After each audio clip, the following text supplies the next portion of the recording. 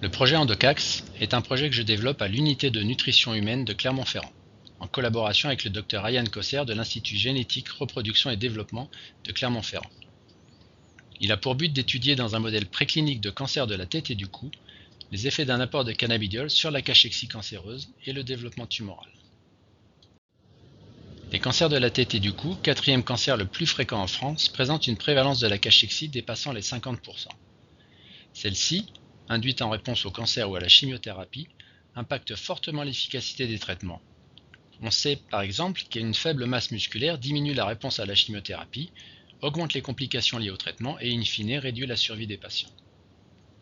Elle impacte également leur qualité de vie en augmentant leur fragilité et en réduisant leur autonomie. À l'heure actuelle, il n'existe que peu d'options thérapeutiques pour lutter contre la cachexie et celles-ci ne sont que partiellement efficaces. D'où la nécessité de développer de nouvelles stratégies et nous pensons que le cannabidiol pourrait jouer un rôle important.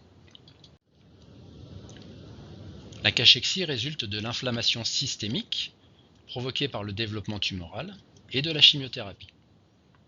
Au niveau musculaire, ces signaux vont provoquer des dysfonctions mitochondriales et promouvoir l'activité des systèmes protéolytiques, induisant ainsi un déséquilibre de l'homéostasie protéique et l'atrophie musculaire.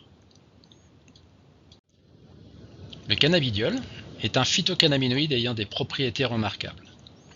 Nous avons montré in vitro qu'il prévient l'atrophie musculaire induite par chimiothérapie et de nombreuses études soulignent ses effets bénéfiques sur le développement et la fonction musculaire dans différents modèles physiopathologiques.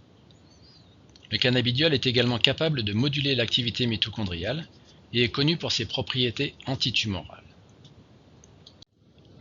Aussi, l'objectif du projet Endocax est d'étudier si l'apport de cannabidiol peut prévenir la fonte musculaire induite par le cancer et freiner la croissance tumorale.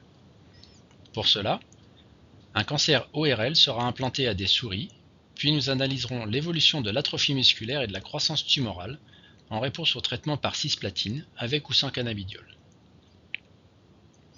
Nous espérons ainsi démontrer que le cannabidiol pourrait être utilisé en complément de la chimiothérapie pour préserver la masse musculaire et améliorer le traitement anticancéreux. Notre travail pourra, je l'espère, contribuer à développer de nouvelles stratégies thérapeutiques transposables aux patients.